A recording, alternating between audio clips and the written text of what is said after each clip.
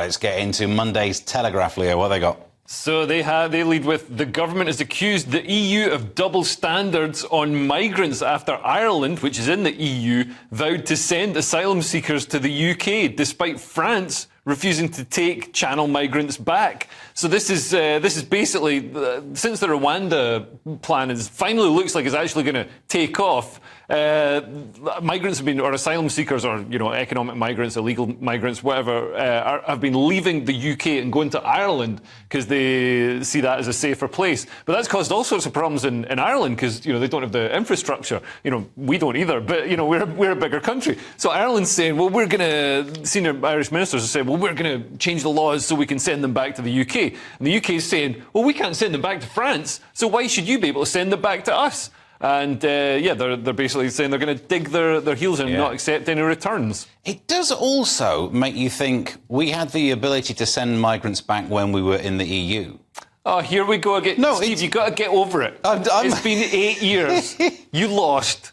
Just accept it. Me personally, I lost. No, but I mean, this is what it means, isn't it? We actually could have. So the reason they can't send migrants back to the UK at the moment is because we're not in the EU. If we were, then that's part of the deal that everyone had signed up to. And it is funny. The reason they can't send them back to the UK at the moment is because legally we're not viewed as a safe country by them. Come on, that's funny. I don't view Britain as a safe country either. I'm trying to get out of here before I get stabbed. Yeah, I mean, Lewis, has any of this made you want to go to Ireland instead? Well, I mean, what it makes me think of is, why don't we just... Makes you think that? Yeah, it makes me think, why don't we just shoot somebody? That's all that needs to be done in these things. I don't believe in that, really. But that's basically what should be done, is we just need to...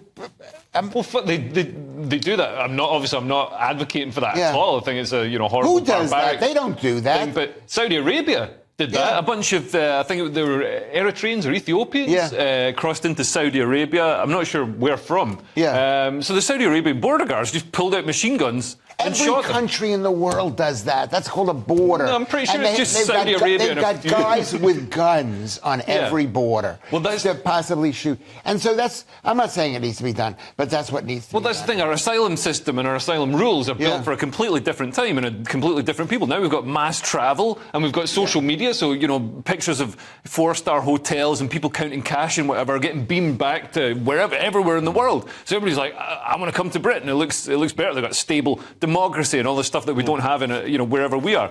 And I mean, the trouble is, there's only a certain amount of migration you can sort of deal with, especially if it's people who aren't culturally assimilable. I mean, if it was French people coming, that'd be easier. Just as bad. It's not even a still be bad. It's not even a certain amount. Just 1, 2. Then they get in the thing, and oh my God, this guy's. But you're one of them.